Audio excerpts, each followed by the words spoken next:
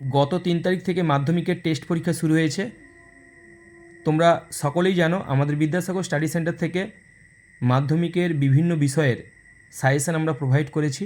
আজকে গণিতের উপপাদ্য থেকে আমরা সাজেশানটি তুলে ধরলাম। এই উপপাদ্যের কোশ্চেনটি থাকে 9 দাগে।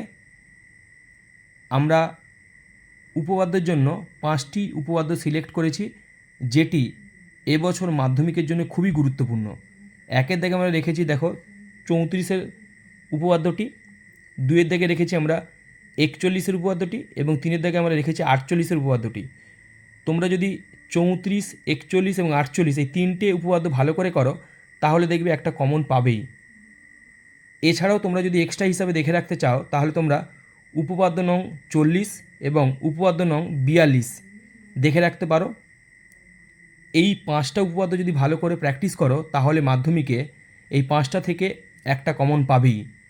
তবে আমার ধারণা 34, 41 এবং 48 এই 3টে থেকে একটা পাচ্ছই। এক্সট্রা হিসাবে তোমরা 40 এবং 42 দেখে রাখতে পারো। সকলে ভালো থেকো, ভালো করে পরীক্ষা দাও এবং বিদ্যাসাগর স্টাডি সেন্টারের সঙ্গে জুড়ে থেকো।